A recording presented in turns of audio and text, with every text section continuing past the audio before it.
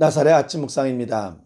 하나님 말씀에 순종하며 살아가는 복된 하루가 되기를 바랍니다. 우리는 삶 속에 고난, 고통, 어려움에 처할 때 두려움이 다가오는 것은 사실입니다. 이러한 두려움 속에서 우리가 무엇을 해야 하며 진정으로 우리가 두려워해야 할 것은 무엇인지 생각해 볼 수 있는 시간이 되기를 바랍니다. 오늘 우리가 읽어야 할 하나님의 귀한 말씀은 욥기 23장 1절에서 17절 말씀입니다. 욥이 대답하여 이르되 오늘도 내게 반항하는 마음과 근심이 있나니 내가 받는 재앙이 단식보다 무거움이라. 내가 어찌하면 하나님을 발견하고 그의 저수에 나아가랴. 어찌하면 그 앞에서 내가 호소하며 변론할 말을 내 입에 채우고 내게 대답하시는 말씀을 내가 알며 내게 이르시는 것을 내가 깨달으랴.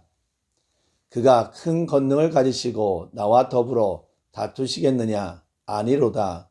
도리어 내 말을 들으시리라. 거기서는 정직한 자가 그와 변론할 수 있은즉 내가 심판자에게서 영원히 벗어나리라. 그런데 내가 앞으로 가도 그가 아니 계시고 뒤로 가도 보이지 아니하며 그가 왼쪽에서 일하시나 내가 만날 수 없고 그가 오른쪽으로 돌이키시나 배울 수 없구나. 그러나 내가 가는 길을 그가 아시나니 그가 나를 단련하신 후에는 내가 순금같이 되어 나오리라. 내 발이 그의 걸음을 바로 따랐으며 내가 그의 길을 지켜 치우치지 아니하였고 내가 그의 입술의 명령을 어기지 아니하고 정한 음식보다 그의 입의 말씀을 귀히 여겼도다.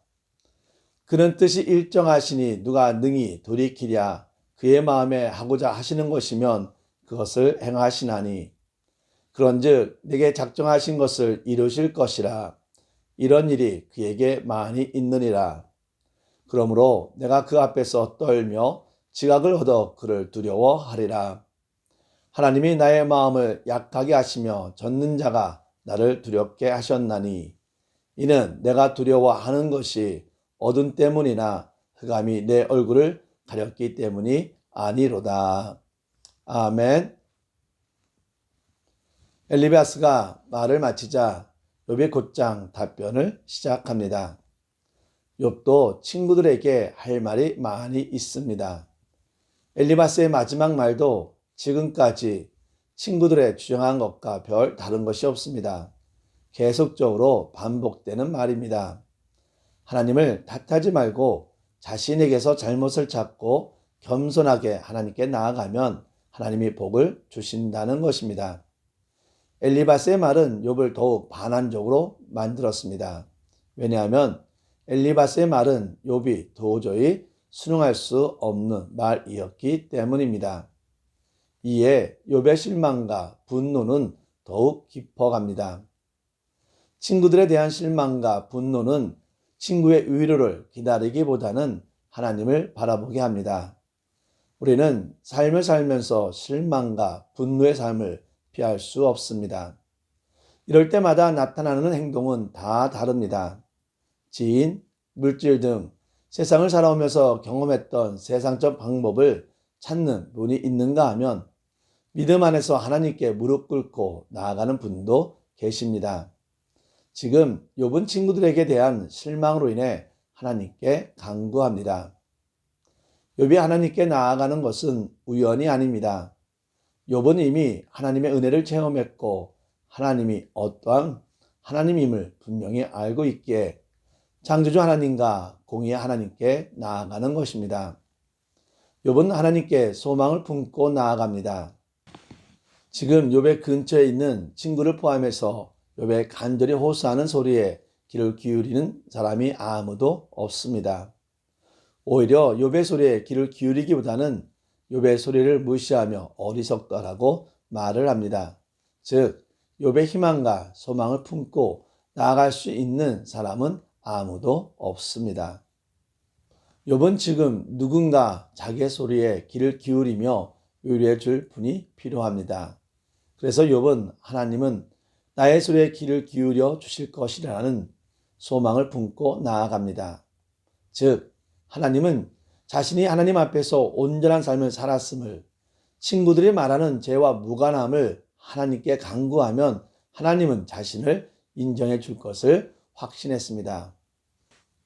과연 하나님 앞에서 나는 온전하게 살았습니다. 나는 정직한 자입니다. 라고 과연 고백할 수 있는 사람은 몇 명이나 될까 하고 생각해 봅니다. 바울도 하나님 앞에서 자신의 과거에 대해 죄인 중에 괴수라고 고백을 했습니다. 즉, 하나님 앞에서 나는 정직한 자입니다. 라고 고백을 하는 것은 결코 쉬운 일이 아닙니다.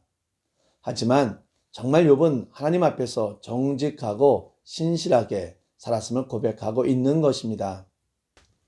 욥의 고백은 하나님 앞에서 교만입니까? 욥이 이렇게 고백을 하는 것은 교만보다는 정직이라고 생각을 합니다.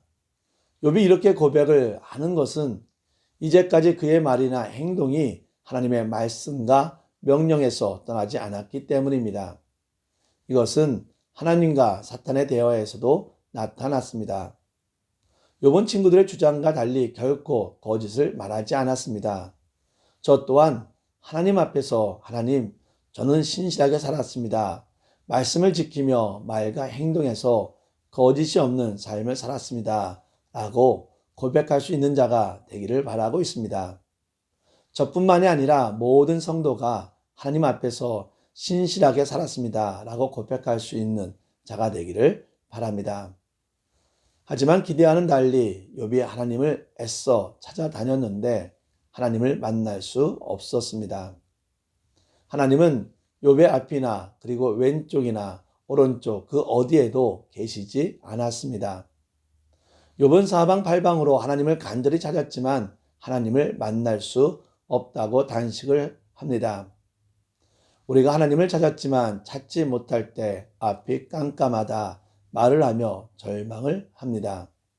왜냐하면 맨 마지막으로 찾는 분이 하나님이신데 하나님이 여기에 없고 우리의 간절함에 응답하지 않기 때문입니다. 응답하지 않는 하나님을 체험하게 된다면 과연 우리가 할 수 있는 것은 무엇입니까? 우리와 항상 같이 하시며 우리의 삶을 형통하게 하시는 하나님을 찾을 수 없다면 우리는 신앙적 회의감에 빠지게 됩니다. 이런 신앙적 회의감에 빠지게 될 때 우리는 어떻게 행동을 합니까? 욥기는 우리에게 의인도 고난을 받을 수 있다는 것을 가르쳐주는 책이기도 합니다. 하지만 욥기를 통해서 우리에게 보여주고자 하는 것은 모든 것을 주관하고 섭리하시는 분은 하나님이시라는 것입니다. 힘들고 고난이 심하고 역경이 심할 때 이 모든 것을 주관하시는 분이 하나님을 알게 된다면 과연 우리의 삶 속에서 어떤 변화가 일어나겠습니까? 욥은 아무리 찾아도 보이지 아니하며 앞뒤 좌우에 계시지 않는 하나님에 대해 실망감을 가질 수 있었을 것입니다. 그런데 욥은 이런 가운데서도 희망을 잃지 않습니다. 욥은 여전히 자신의 무죄를 하나님께 인정해 주실 것이라는 소망을 품고 있습니다. 왜냐하면 하나님은 욥이 걸어온 길을 다 알고 계시기 때문입니다. 욥은 현재 하나님을 찾을 수 없지만 하나님에 대한 그의 소망을 포기하지 않았다는 것입니다. 욥은 하나님이 자기를 아시기에 고난을 통해 거룩하고 의로운 자로 빚어 주시려는 기대를 버리지 않았습니다. 그의 기대는 하나님이 그를 만나 주심으로 인해 실현되었습니다. 그의 믿음은 연단을 받아 더욱 확실해졌으며 그의 순종은 더욱 깊어졌습니다. 모든 것을 주관하시는 분이 하나님이심을 믿는 믿음은 우리 삶 속에서 더욱 하나님을 의지하게 만듭니다. 고난으로 인해 답답한 상황 가운데 있다면 고난 속에서 우리를 연단하시는 하나님을 붙잡아야 합니다. 더욱 하나님을 의지해야 합니다. 흠없는 하나님의 자녀로 빚어질 것을 기대하며 고난 속에서 믿음의 길을 걸어가야 합니다. 욥은 이러한 믿음에도 불구하고 두려움을 떨쳐버릴 수는 없었습니다. 왜냐하면 하나님이 고난을 거두기로 작정하신 시간이 되기까지 그분의 뜻을 돌이킬 자가 아무도 없음을 알았기 때문입니다. 욥은 자신의 고난이 언제 끝날지 예측할 수 없었습니다. 작정하신 바를 반드시 이루시는 하나님만이 그의 고난의 끝나는 시간을 아십니다. 욥은 이러한 이유로 두려워 떨고 있습니다. 그런데 욥이 두려운 것은 육체적 고통이나 불행이 아닙니다.